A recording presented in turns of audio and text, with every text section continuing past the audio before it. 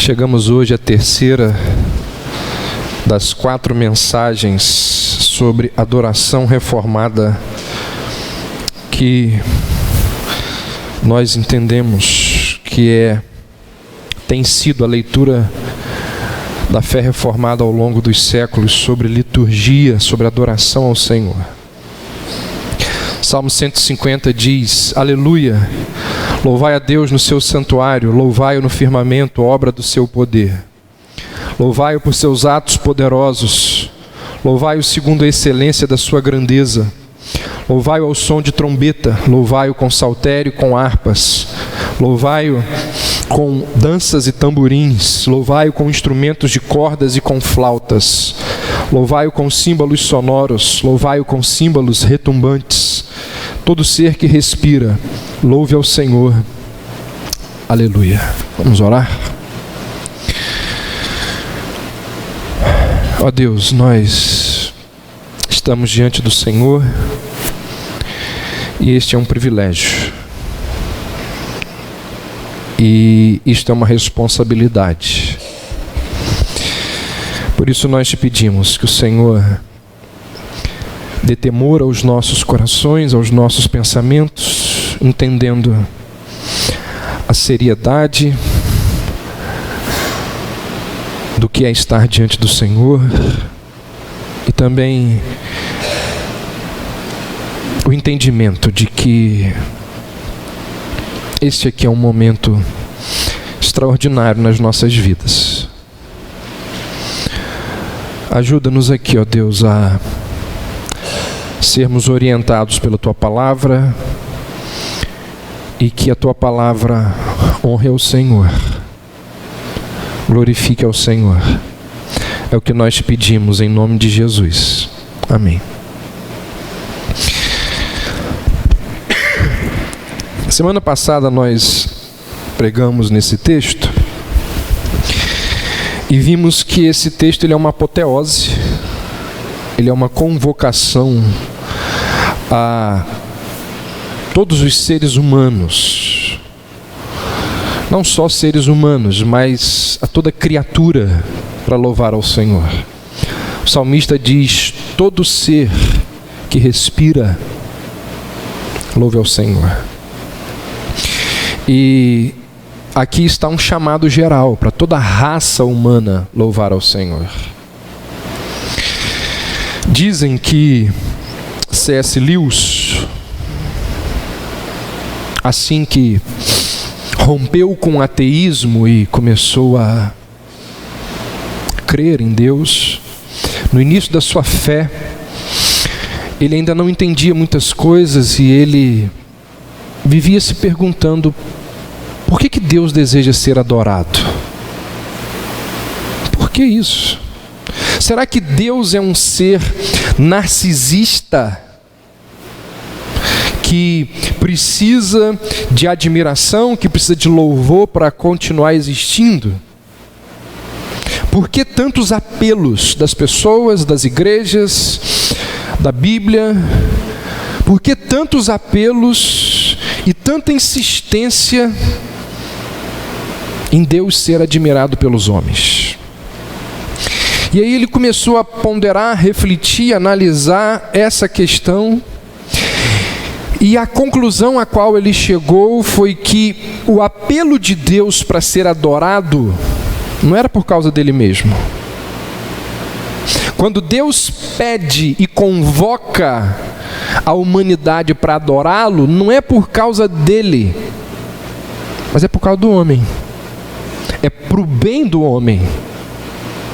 A glória de Deus, ela não aumenta e ela não diminui de acordo com o louvor dos homens.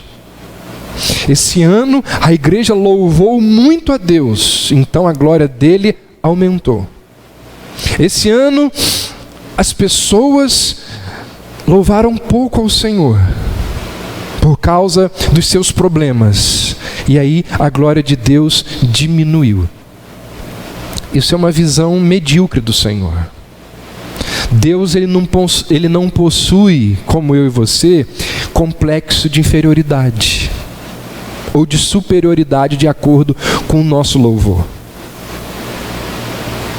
O louvor a Deus é requerido dos homens, não porque Deus vai aumentar ou diminuir em glória, mas porque este louvor traz sentido para a existência humana.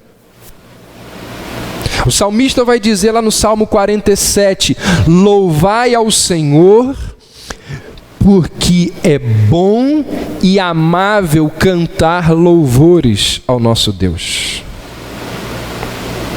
Então, o desejo de Deus pelo louvor é, na verdade, um desejo pela nossa felicidade. Deus deseja que nós o adoremos, que nós o louvemos, porque quando nós fazemos isto, nós nos sentimos felizes. John Piper vai dizer que o louvor, ele completa a alegria que existe em nós. Nós estamos felizes e alegres por causa das coisas que Deus fez. Então nós o louvamos. Porque a impressão sem a expressão produz depressão. Então quando nós temos uma impressão do Senhor, se nós não expressarmos, nós ficamos deprimidos. Por isso que é bom e amável cantar louvores a Deus. Por que então que existe uma insistência para que louvemos ao Senhor? Porque é para o nosso bem. Porque nós fomos feitos para exaltar alguém maior do que nós. Nos deleitamos, disse C.S. Lewis, em louvar o que desfrutamos, porque o louvor não simplesmente expressa, mas completa a alegria. John Piper vai dizer que a razão pela qual Deus busca o nosso louvor não é porque esteja incompleto até obtê-lo, mas porque nós seremos completos. Porque nós não seremos completos até o louvarmos. Então nós somos exortados a louvar a Deus para o nosso próprio bem, para a nossa própria felicidade. Porque todo mundo adora alguém, alguma coisa. O ser humano, ele foi criado com o desejo de adorar alguém.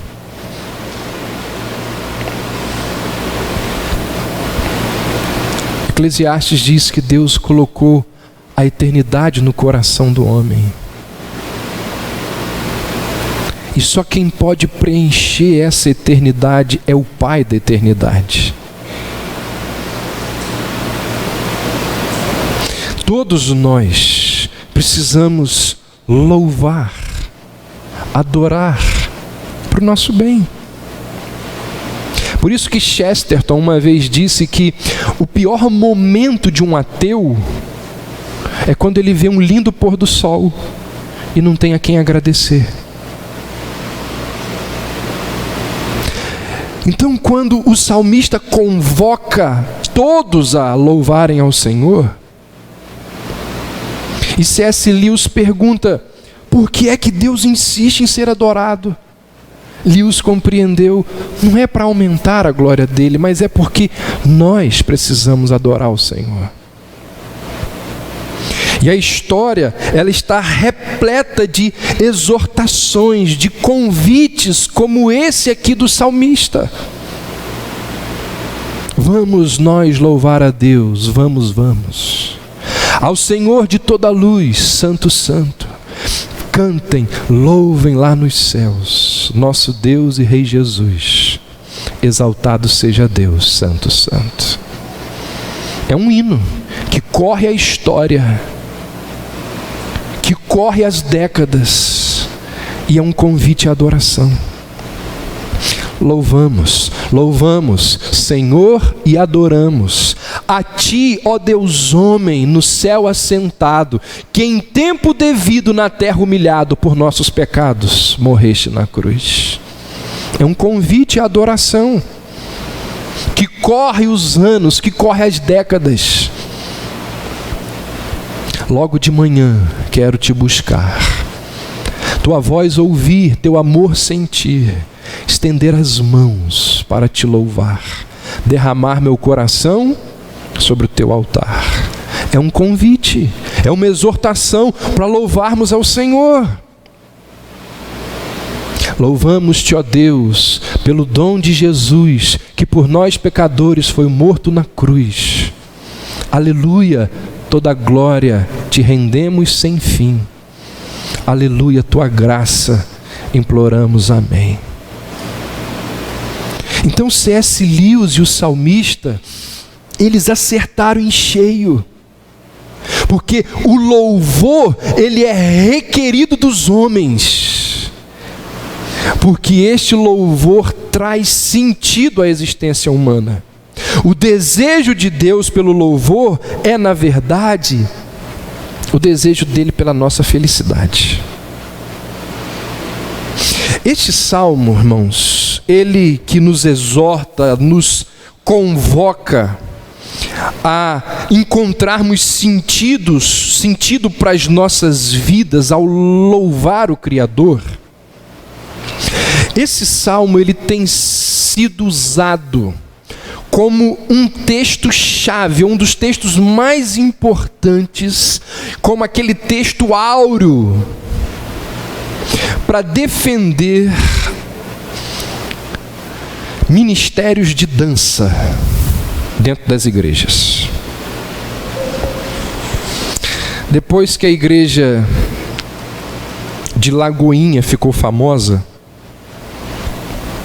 muita coisa estranha se infiltrou nas liturgias ou na liturgia das igrejas aqui no Brasil. E uma dessas aberrações foi o chamado ministério de dança.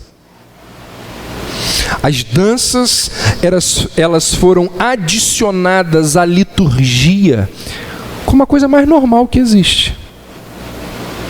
De forma que, se uma pessoa que descrente, ela se converte e ela entra numa igreja histórica hoje, ela vai achar que coreografia e pessoas dançando aqui na frente, isso sempre existiu. Que lá na época de Agostinho já tinha dançarina. Tudo normal. E os dois principais argumentos daqueles que defendem esta prática são o Salmo 150, este que nós estamos lendo, e aquela argumentação que diz assim: Davi dançou, eu também quero dançar.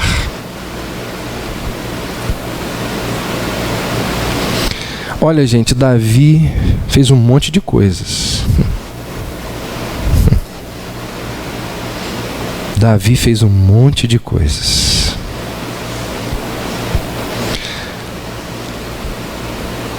Os dois casos de dança mais famosos ou mais utilizados por quem deseja defender dança no culto é o caso de Miriam e de Davi dançando diante da arca. Agora, a questão não é se Miriam, se Davi ou se qualquer outra pessoa dançou. A questão não é essa. A questão aqui é se dança fazia parte do culto do Velho Testamento. E a resposta é não, fazia parte.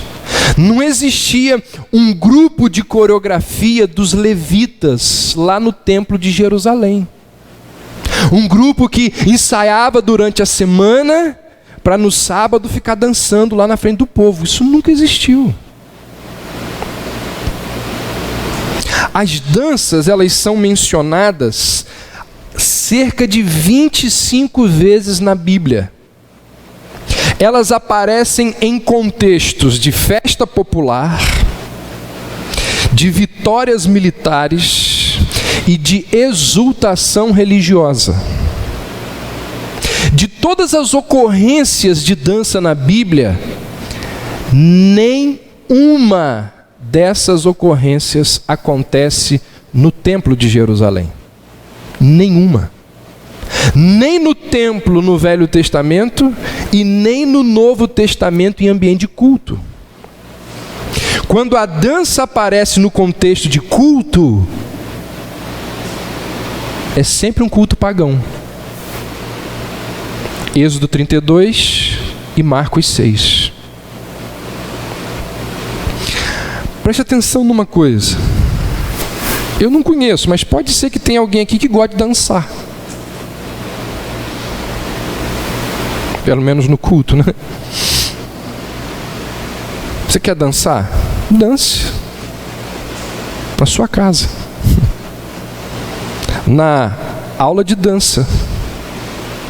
Mas no culto público não existe espaço para dança. Você não vai encontrar base bíblica para inserir grupo de coreografia no culto público. Não existia o grupo de coreografia das mensageiras do rei da igreja de Corinto.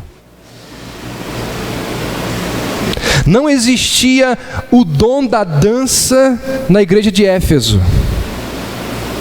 Não existe fundamentação bíblica para tal prática dentro do culto. Então um argumento é esse: Davi dançou, eu também quero dançar. O segundo argumento utilizado pelos defensores das danças nos cultos públicos é o Salmo 150. E aí, antes de entrar na exegese do Salmo, eu quero dizer o seguinte: tudo que eu vou dizer aqui sobre o Salmo 150, eu aprendi e transcrevo e passo para vocês agora do reverendo Augusto Nicodemos.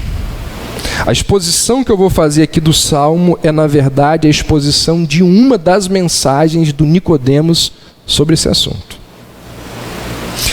Então vamos aí, abra aí, ou já que está aberto, olha aí, Salmo 150, verso 4, diz assim: louvai-o com danças e tamborins.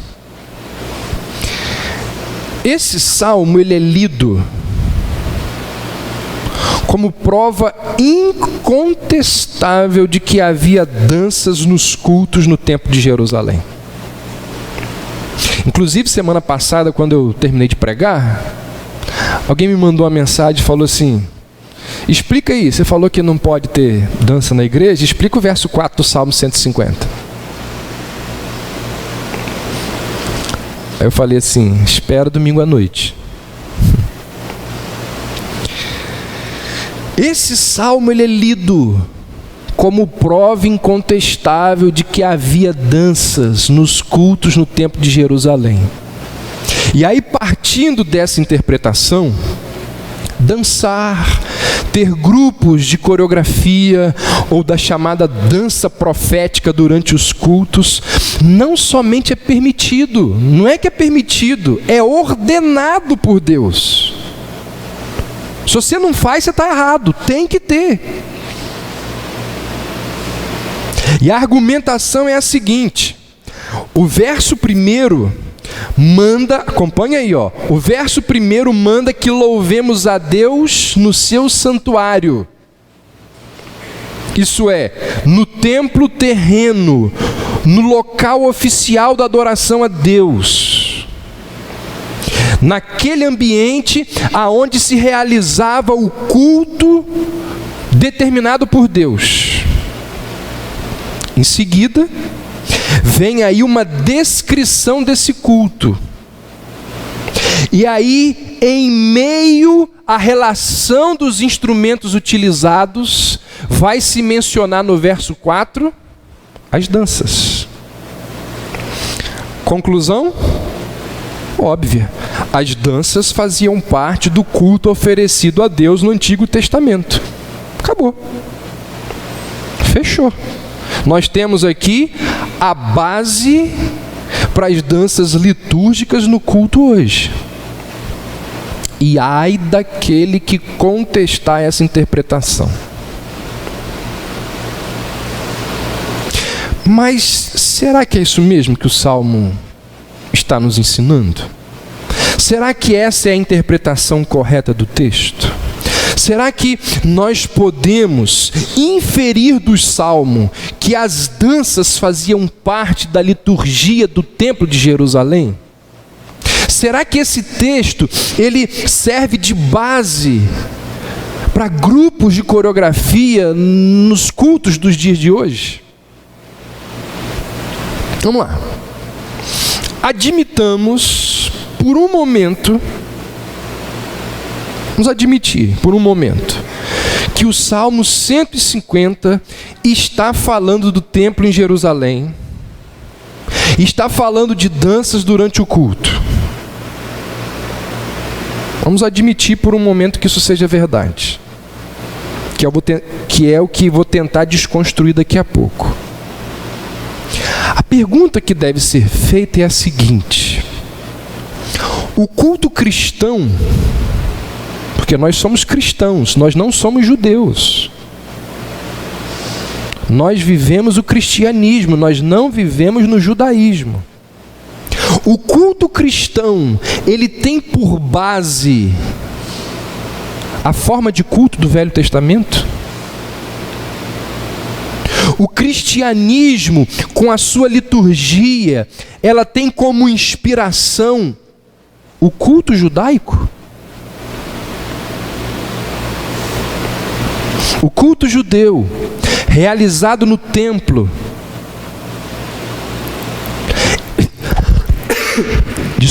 o culto judeu realizado no templo, ele é visto, ele é entendido no Novo Testamento como uma parte da lei cerimonial.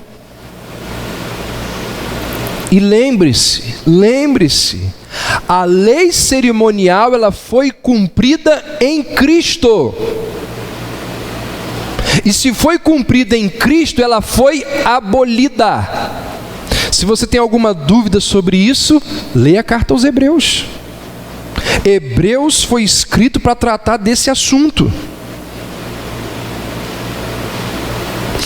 Um professor do Velho Testamento, ele disse assim: o que acontecia no templo não passa nem perto do que acontece nos melhores dos nossos cultos hoje, pois o serviço no templo encenava a expiação. Irmãos, não precisa de muito raciocínio, não precisa de muito conhecimento bíblico para entender que os sacrifícios de animais, as cerimônias de purificação, a ordem dos levitas, a ordem dos sacerdotes, os rituais de oferecimento das ofertas, a queima de incenso, a oferta diária dos pães, tudo isso é considerado como parte da antiga dispensação. Essa dispensação ela era simbólica, típica, e foi plenamente cumprida em Cristo. Quem possui só um pouquinho, não precisa ser muito, só um pouquinho de conhecimento da Bíblia, sabe muito bem que hoje nós não realizamos mais sacrifícios. Por quê? Porque Cristo, o Cordeiro de Deus, tirou o pecado do mundo. Cristo ofereceu-se como um sacrifício perfeito e completo. Logo, esse sacrifício, ele não precisa ser repetido e renovado. Outra coisa, hoje nós não temos mais levitas e sacerdotes. Se você vê gente falando no grupo, aquele grupo de louvor, o grupo de levita, não conhece o Novo Testamento. Não existe levitas hoje. Se você quer ser levita, ou se você quer se auto-intitular levita ao tocar o instrumento, espera todo mundo ir embora para você varrer a igreja e tomar conta do templo, porque o levita, ele tomava conta do cântico e também tomava conta da zeladoria. Não existem levitas hoje. Os cristãos, todos eles, têm acesso a Deus diretamente.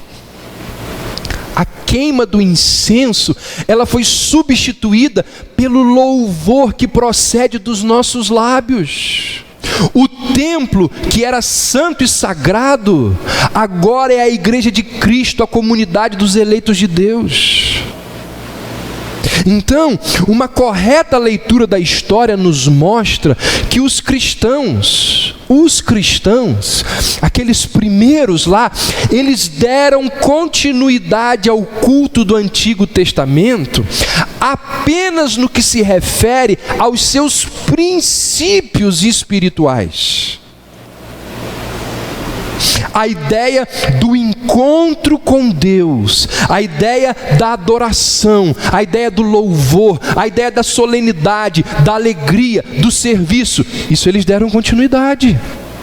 O exemplo da leitura, da pregação, da exposição da palavra, das orações, dos cânticos, isso continuou. Mas nós cristãos não cultuamos como o povo do Antigo Testamento. E nós precisamos ter muito cuidado, muita cautela. Porque tem gente que transfere para o culto cristão aquilo que era feito no templo de Jerusalém. Shofar. Templo de Jerusalém. Antiga dispensação. Por falta desse cuidado, a Igreja Católica Apostólica Romana tem um culto extremamente parecido com o culto do Antigo Testamento.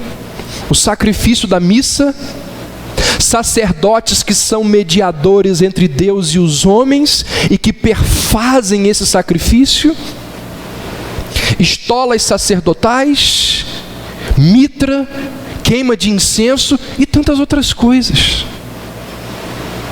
Então, a gente precisa ter muito cuidado, porque muita heresia, muita prática equivocada, muita doutrina deturpada tem sido ensinada por aí por falta desse cuidado. Mas eu estou falando isso tudo supondo que o texto está falando e que realmente isso acontecia no templo, no momento de culto. Mesmo que acontecesse, nós devemos lembrar que nós somos cristãos, nós não somos judeus.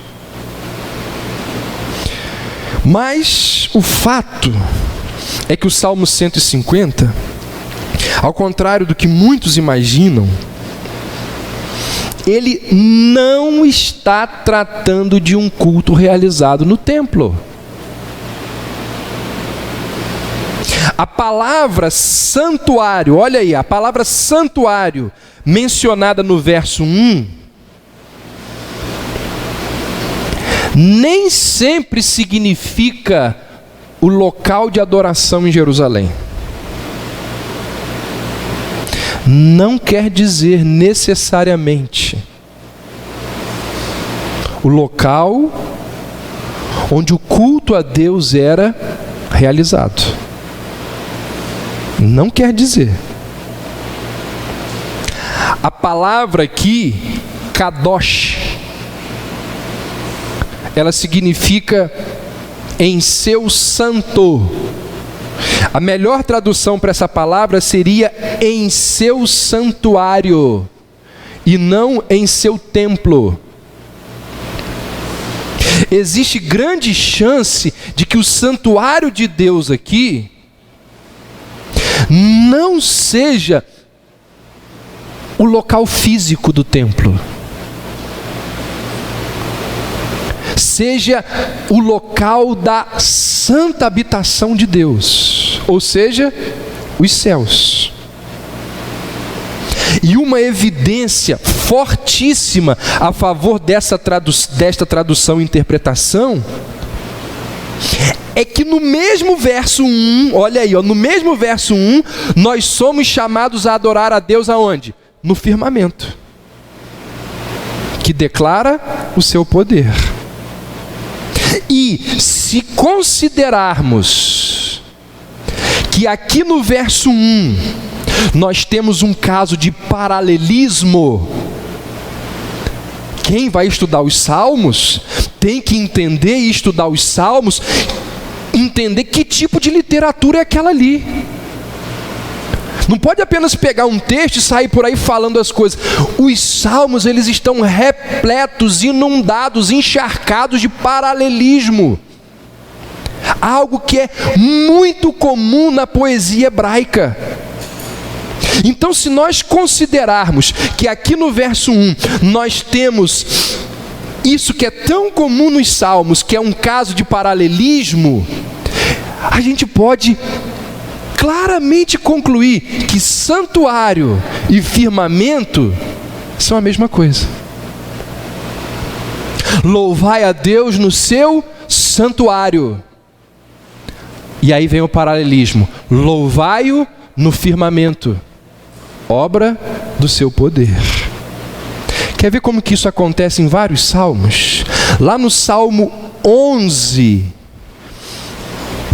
vamos abrir aí para vocês verem. Abra aí rapidamente alguns exemplos de paralelismo no livro de Salmos que mostram essa questão que nós estamos abordando aqui no Salmo 150. Salmo 11.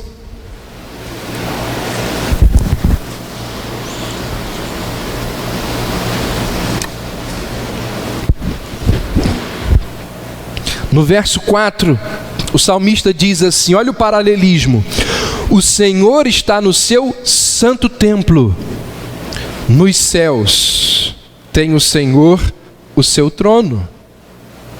Fica evidente que o santo templo de que fala o salmista são os céus, onde Deus tem o seu trono. Outro salmo, 102. No verso 20, diz assim: o Senhor observa do seu santuário, lá do céu, ele olha para a terra. Viu o paralelismo aí? É evidente que o santuário referido é o céu, de onde Deus observa os homens. Então preste atenção. Levando em consideração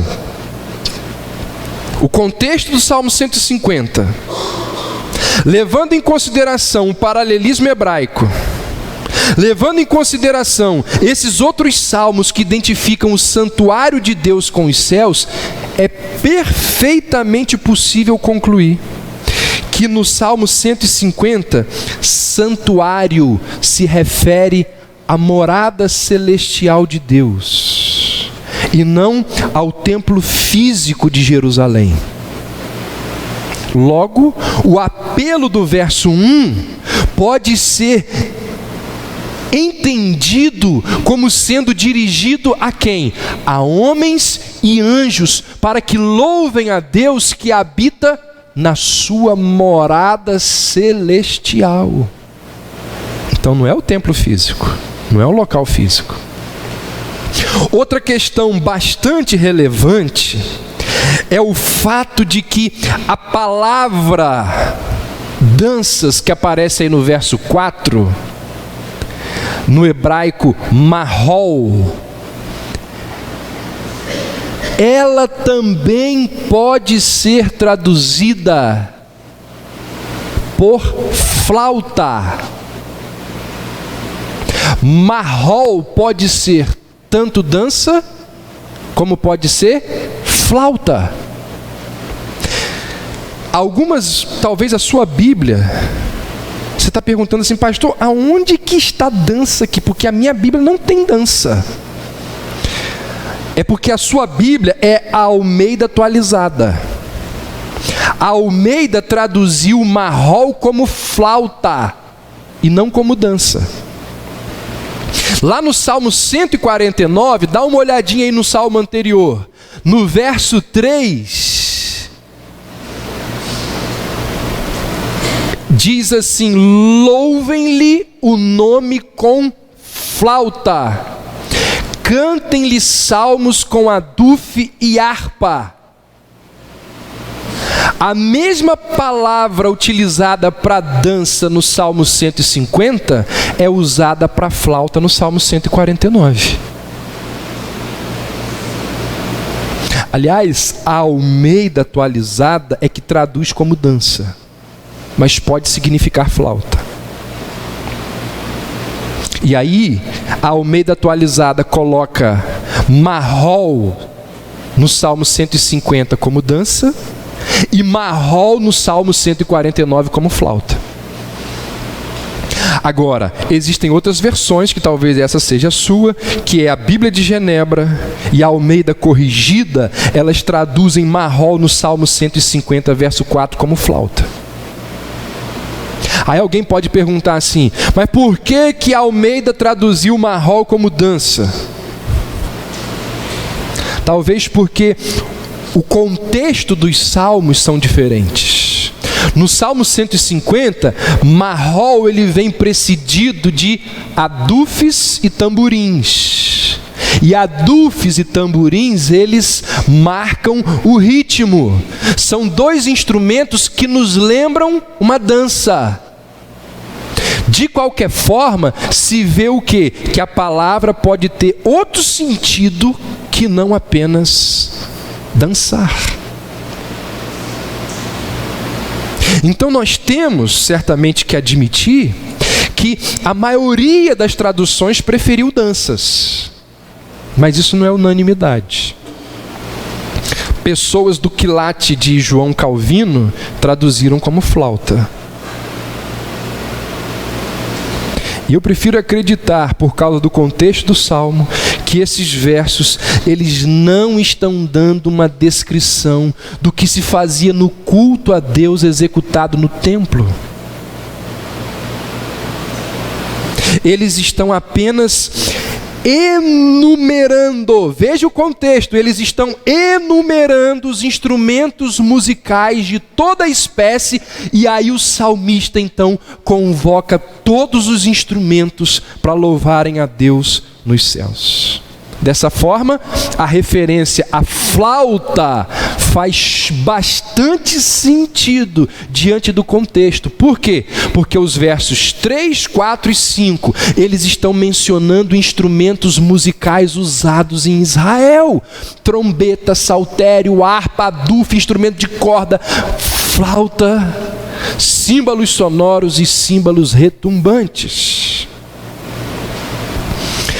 Então, levando em consideração esses argumentos, pode-se concluir que o Salmo 150, primeiro, ele não está falando do culto no templo terreno e nem de danças. Segundo, ele é um chamado universal a anjos, homens e animais para louvarem a Deus. E os homens devem fazer isso com toda sorte de instrumentos musicais.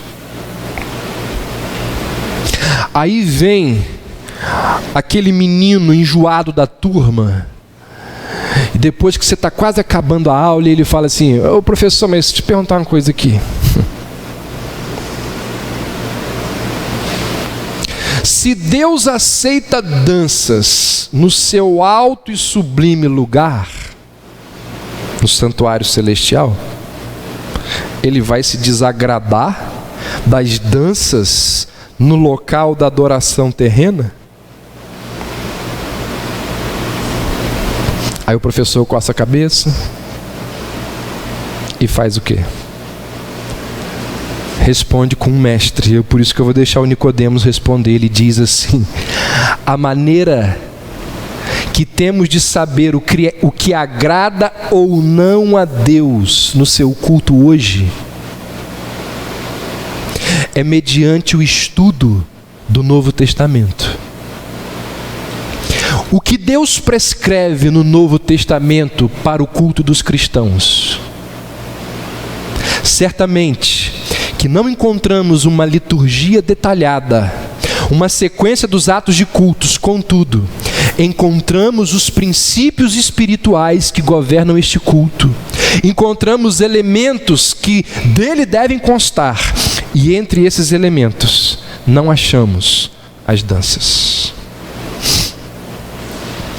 O que eu desejo enfatizar, gente, é que o Salmo 150, ele não pode ser usado como uma prova final de que as danças faziam parte do culto a Deus no Velho Testamento.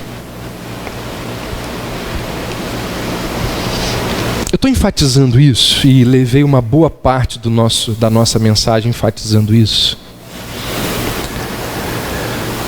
porque isso precisa ser combatido. Isso é uma heresia que entrou no meio da igreja e que é tida como uma coisa mais normal dentro da liturgia da adoração ao Senhor.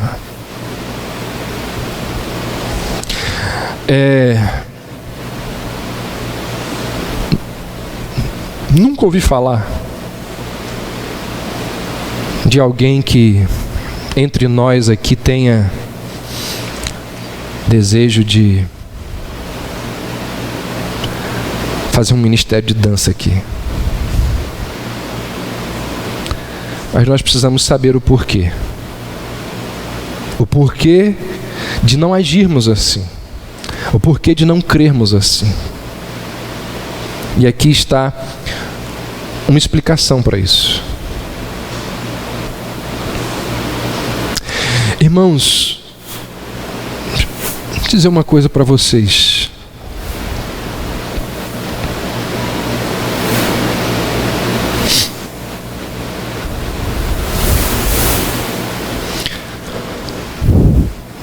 Essa semana que se passou, uma pessoa foi lá em casa e disse assim para mim: eu quero me batizar. Eu entendi o Evangelho e eu quero me batizar. E eu disse assim para ela: olha, não existe nada no mundo que seja mais importante do que essa decisão. Não existe.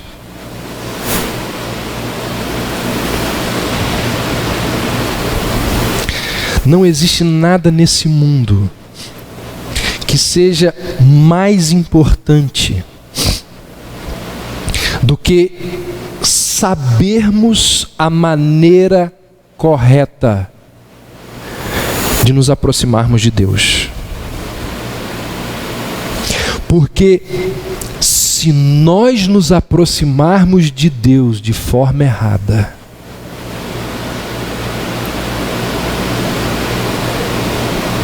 existem consequências. Moisés estava chegando perto da sarça, e Deus disse: para, Moisés, para,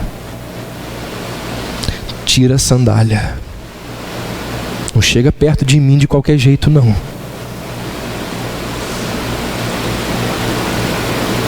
Tenha uma atitude reverente. Quando nós nos aproximamos do Senhor de forma indevida, isso é sério.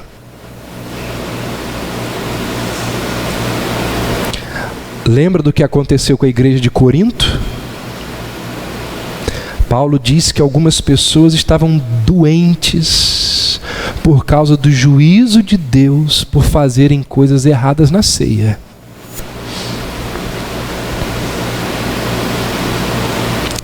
Não existe nada nesse mundo que seja mais importante do que sabermos nos aproximar de Deus corretamente. Porque se fizermos de forma indevida, é fogo estranho. tem consequências.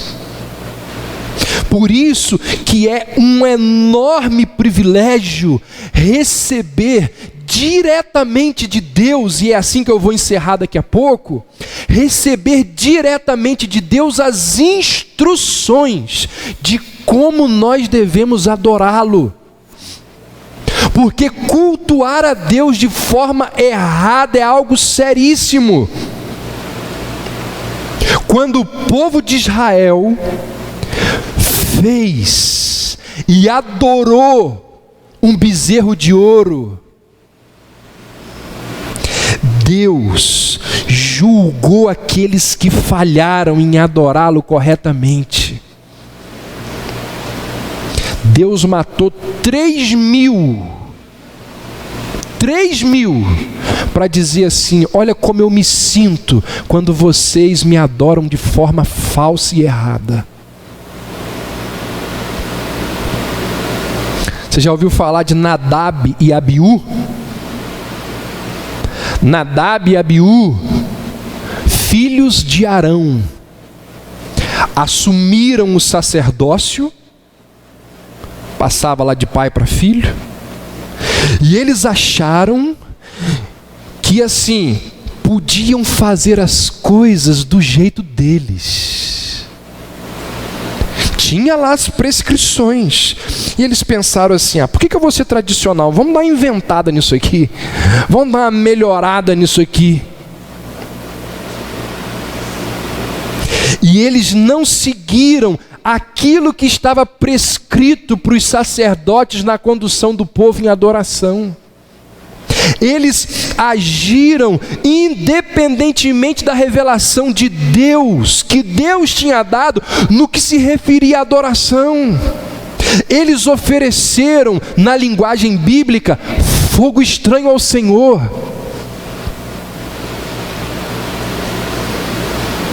Sabe o que aconteceu com eles? Instantaneamente fulminados. Não é do seu jeito, é do meu. Quando os filhos de Israel tentaram se desviar das ordens divinas, eles se deram muito mal. Outros nomes estranhos para alguns de vocês: já ouviu falar em Coré, Datã, On e Abirão? Príncipes em Israel se reuniram e disseram assim uns aos outros: por que essa questão de ir à presença de Deus é um privilégio apenas de Moisés e Arão? Partiram desse princípio. Por que só eles podem? Nós temos tanto direito de fazer essas coisas como eles. Essa exclusividade não é certa, não está correta. E começaram a difundir as ideologias deles. Persuadiram o povo de que eles estavam certos. E diz a Bíblia que se sucedeu a rebelião de Coré. Sabe o que aconteceu? A terra, chupou-os, foram tragados pela terra. Deus os puniu severamente. Mas não parou aí não. Lembra o que aconteceu depois? Para colocar essa verdade na mente do povo de uma vez por todas, para que ninguém pensasse que tinha autorização para fazer da liturgia, do culto e da adoração que bem entende, Deus fez o quê? Ele disse: a vara de Arão floresceu. Qual foi o objetivo daquilo? Lembrar ao povo que somente Arão Vocês estão achando como Coré, Datã, On e Abirão pensaram que eles podiam? Então eu estou mostrando para vocês que somente Arão, somente da linhagem de Arão, somente eles têm o direito de ir à minha presença como representante do povo. A vara de Arão floresceu, dizendo: é só esses aqui. A grande questão a ser percebida nisso tudo, qual é? Foi Deus, irmãos. Foi Deus que decidiu. Foi Deus que revelou como que Ele deve ser adorado. É Deus que decide, não é o homem. O ser humano, ele deve observar os métodos e orientações divinas e não partir das suas próprias invenções. O princípio, ele continua sendo aplicado nos dias de hoje. O castigo de Coré, a vara de Arão que floresceu, devem ser uma permanente lembrança para cada um de nós. Lembrança de quê? De que nós não podemos colocar no culto aquilo que Deus não orientou e nem nos pediu. Tudo que existir no culto que não for da vontade de Deus precisa ser descartado. Aí alguém pode dizer assim: pastor, mas e se for com sinceridade?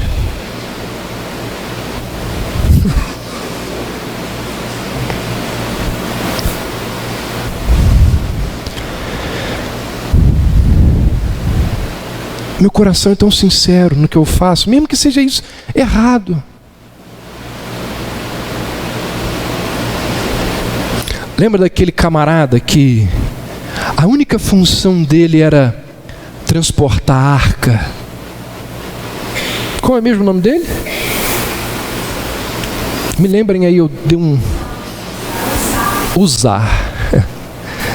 Deus deu prescrições. A arca, ela tem argolas aqui e lá, 4 argolas. Vocês vão colocar uma vareta que vai passar pelas argolas e vocês vão transportar a arca e não toquem nela. Mas aí num determinado momento ali, Uzá e mais um pessoal, eles acharam que podiam transportar a arca dentro de uma carroça. E se você perceber no texto, eles até tiveram reverência, porque eles pegaram animais que nunca tinham sido usados, uma carroça nova, mostrando a reverência para com o Senhor, mas fizeram o que não devia. Reverência, sinceridade. Botaram a carroça, a arca dentro da carroça. Foi lá, caminhando. Quando passou pelas pedras, a arca começou a cair. E Uzá, com toda a sua sinceridade, tentou segurar a arca, com uma boa intenção. Com uma boa intenção. Fulminado. Fulminado. Não adianta ter boa intenção se você não estiver fazendo aquilo que Deus ordenou. Então a gente precisa entender de uma vez por todas que o culto não é nosso. O culto não é pra gente. O culto não é para você se sentir bem. Se você vai se sentir bem, isso é uma consequência do propósito principal do culto, que é honrar a Deus. Eu quero encerrar falando do texto de Romanos 9. Vamos abrir lá, Romanos 9, versos 4 e 5.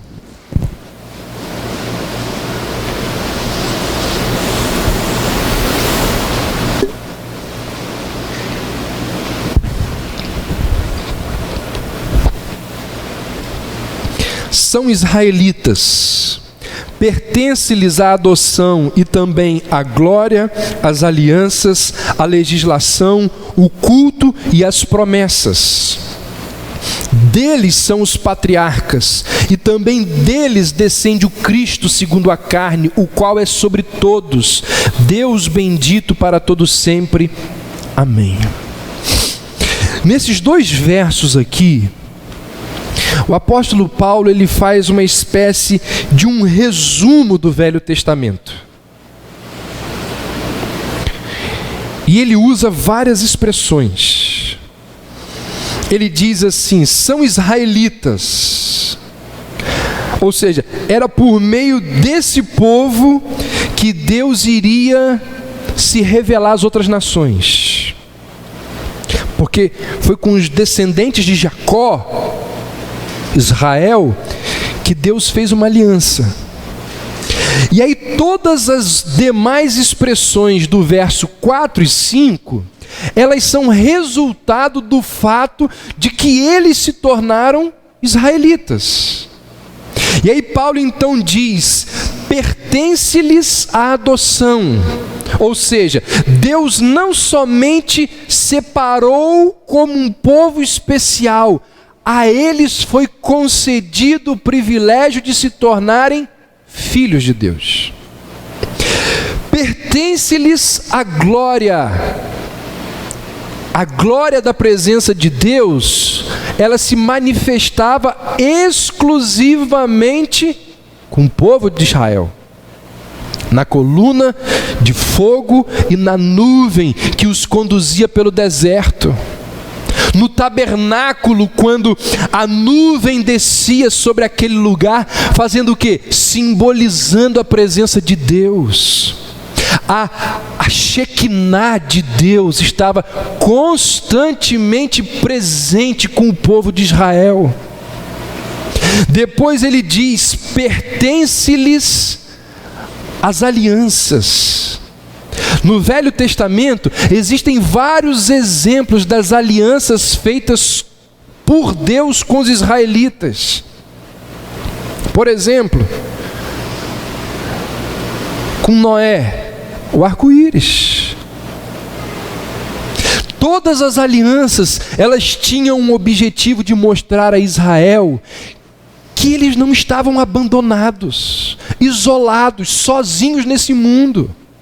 Depois ele diz: as promessas. Ou seja, Deus cobriu a nação de Israel com promessas que os ajudavam a continuar crendo, mesmo em meio às lutas, problemas e dificuldades que eles enfrentavam. Quem lê o Antigo Testamento vê que foram essas promessas que encheram o coração dos judeus de esperança. Paulo ainda diz assim: os patriarcas. Paulo está se referindo a quem aqui? Àqueles homens com quem Deus tinha grande intimidade. Homens que foram proeminentes na história dos judeus: Abraão, Isaac, Jacó, Moisés, Davi. Foi por meio desses pais que Deus revelou o que ele iria fazer quando enviasse o Messias. Certamente que ter homens como esses na história de uma nação é um privilégio enorme. E aí, no meio de todo esse contexto, Paulo diz algo que é o nosso tema nessas 2 últimas semanas, hoje e semana que vem. Paulo diz assim: o culto. O culto. O apóstolo está dizendo que o culto pertence aos israelitas. Um dos privilégios dos judeus foi que Deus tinha ensinado os judeus a cultuá-lo. Gente, isso não aconteceu com nenhuma outra nação. Todas as nações do mundo, disse Paulo aos atenienses, todas as nações do mundo buscam ao Senhor, diz Paulo, tateando para achá-lo. É o que Paulo disse para os atenienses. Paulo diz: vocês estão buscando, mas vocês não sabem como fazer. Vocês não sabem como achar. Por isso que vocês foram lá e levantaram um altar ao Deus desconhecido. Porque vocês não sabem. Aí Paulo lhes diz assim: esse pois que vocês honram, não conhecendo. Por que não conhece? Porque a eles não foi dado o culto. Esse pois que vocês honram, não conhecendo, é o que eu vos anuncio. Honrais não o conhecendo, tentavam adorar, mas faziam na ignorância. O que acontecia com Israel era exatamente o contrário. Os israelitas não foram deixados na ignorância. O próprio Deus lhes tinha ensinado a prestar-lhe culto. E é isso que Paulo está ressaltando aqui em Romanos 9. Deus chamou Moisés ao monte e deu a Moisés as mais detalhadas instruções e prescrições sobre como ele queria ser adorado. Ele vira para Moisés e diz: edifica um tabernáculo. E se você ler Levítico, você vai ver que esse tabernáculo não foi deixado para ser erguido do gosto de Moisés, do melhor arquiteto da tribo de Levi. Vamos reunir aqui os melhores decoradores do povo para ver como vai ser. Não tem isso. Deus disse assim, ó: o tabernáculo vai ter essas medidas, vai ter estas especificações, dos diferentes departamentos. Deus diz a Moisés: ó, vai ser mobiliado dessa forma, vão ser guardadas as coisas dessa maneira.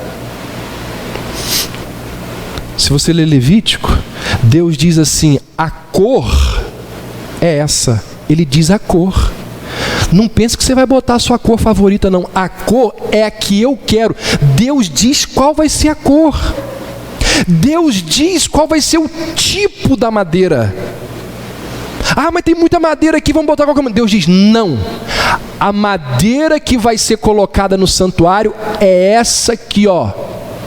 Irmãos, quando o tabernáculo vai ser construído, Deus dá instruções de todas as coisas. Por isso que você lê Levítico e fica assim: mas que negócio chato isso aqui, não estou entendendo nada. Sabe o que é aquilo ali? Aquilo ali, aquele livro ali, é uma declaração elaborada, minuciosa, tintim por tintim, e depois entra em detalhes das instruções dadas por Deus a Moisés. Sobre o quê? Sobre tudo o que se relaciona com a maneira de adorá-lo. Nada foi deixado ao acaso, nada foi deixado aos cuidados da invenção, da imaginação humana. Sabe o que significa? Se existe uma mensagem clara do livro de Levítico, é essa: ninguém possui autorização para enxertar no culto o que bem entende. O culto é de Deus e deve acontecer da forma que Deus ordenou. O culto não é meu, o culto não é seu, o culto não é nosso, ele não nos pertence. O culto não é para mim, o culto não é para você, não é para agradar o visitante. Durante muito tempo,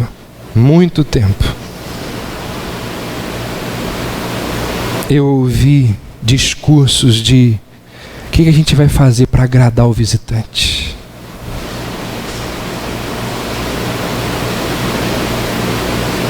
Até banheiro. Esse tipo de banheiro aqui, os visitantes não vão vir. Eu já ouvi. Tem que dar uma reforma geral nesse banheiro aqui. Porque o visitante que chegar aqui... Não estou falando que a gente tem que ter um banheiro horroroso, gente, não é isso.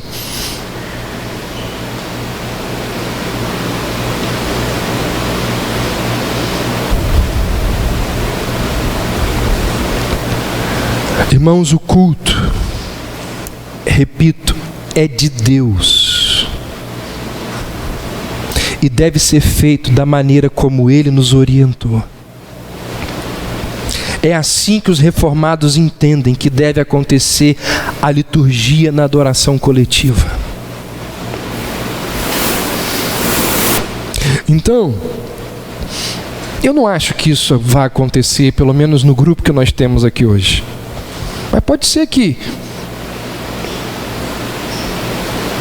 cheguem pessoas aqui que pensem assim.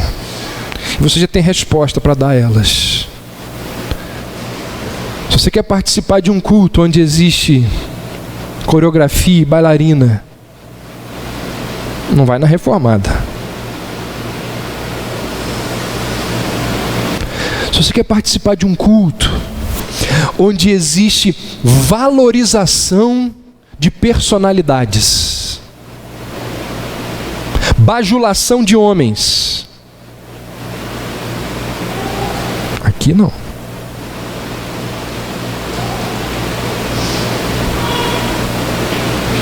Um louvor que chama a atenção para o ministro de música, para a pessoa que toca, aqui não. Solos de guitarra não vão me conquistar.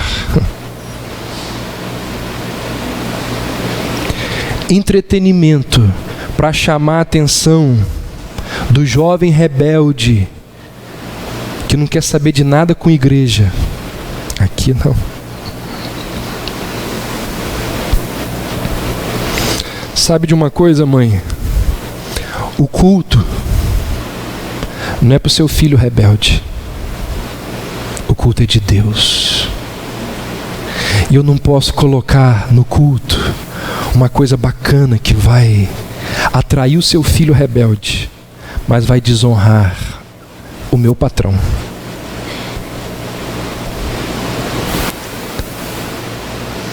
Irmãos, nós devemos zelar pelas nossas fronteiras. Devemos fincar as nossas bandeiras, para que, de forma alguma,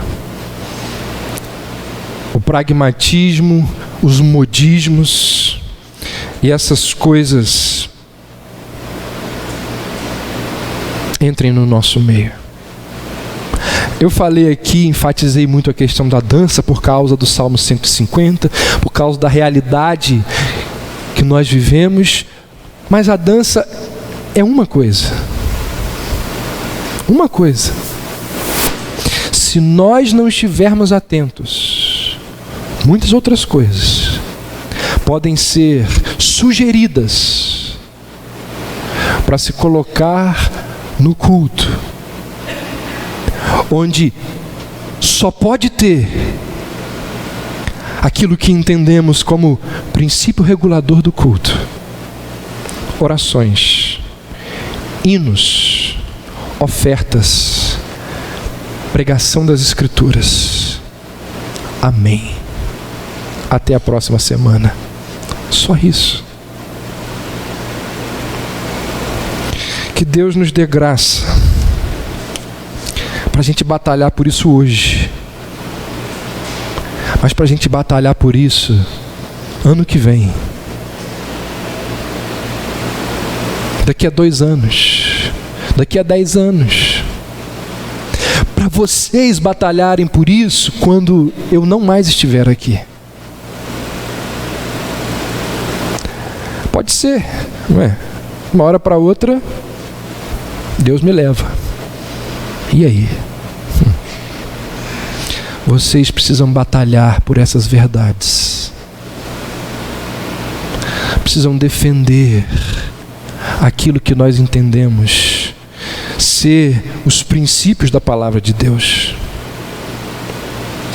Que Deus nos livre, que Deus nos guarde, que Deus nos preserve do erro de apresentar a Ele um culto que Ele não nos pediu, de uma forma que Ele não prescreveu. Que assim seja na minha vida, na sua vida, nas nossas vidas, na vida dessa igreja. Amém.